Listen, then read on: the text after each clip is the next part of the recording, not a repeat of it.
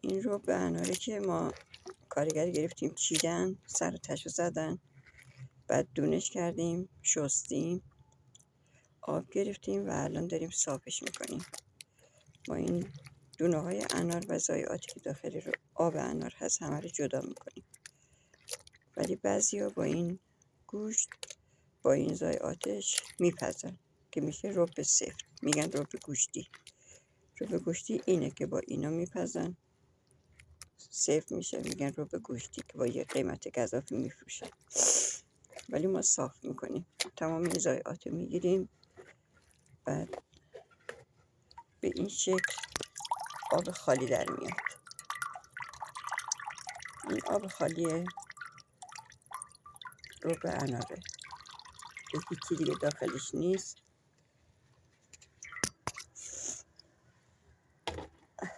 هیچی داخلش نیست. این آب صاف این آب اناریه که ما صاف کردیم.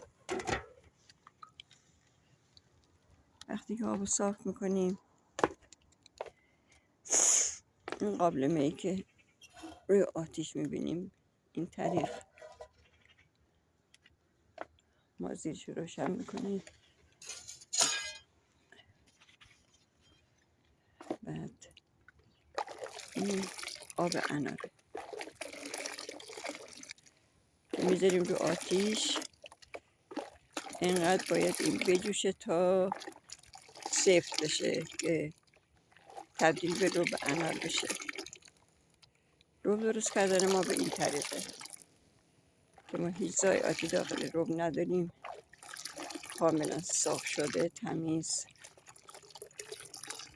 هستش. حالا بعضی رب سفت میخوان که رب گوشتی میگیرن که الان توضیح دادم، ولی بعضی رب خیلی شل و ربون میخوان که از این طریق از طریق آبش به دست میاد. ما اینجوری رب میگیریم.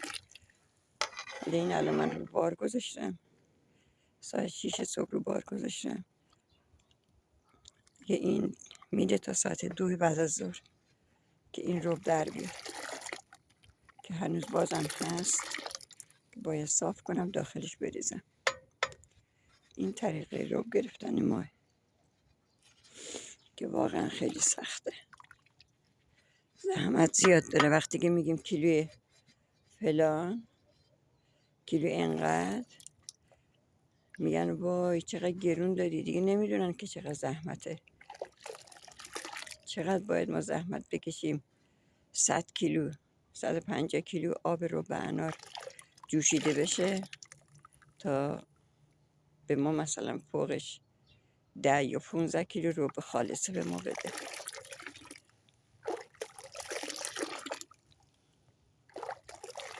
هر 100 کیلو آب انار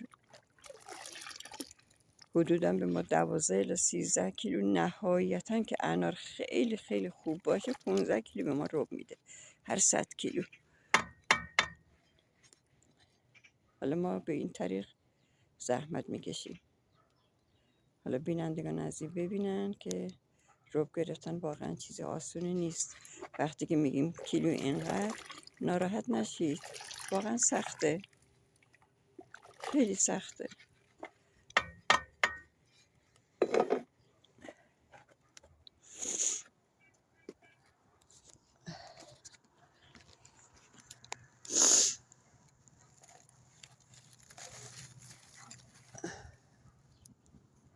اینم آتیش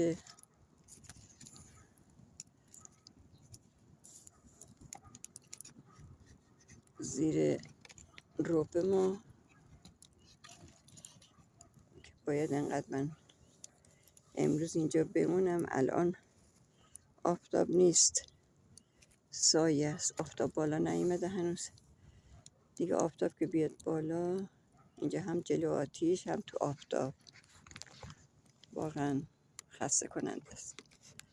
ولی خوشحالم از اینکه یه رب سالمه و داخل طبیعت هستم، داخل باغ هم که رب میگیرم. خوشحالم از کارم، راضیم از کارم. اینم از سبزیایی که خودم کاشتم. این جعفری، شبیه، گشنیز،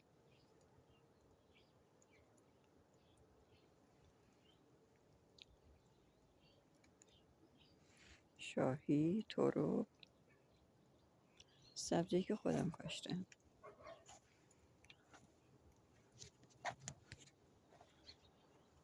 اینم اناراییه که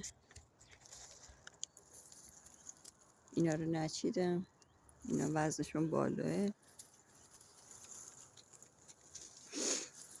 این انارا خیلی بزرگن، وزنشون بالاست. اینا رو همه رو بهشون دستمال پیچی میکنم یا یه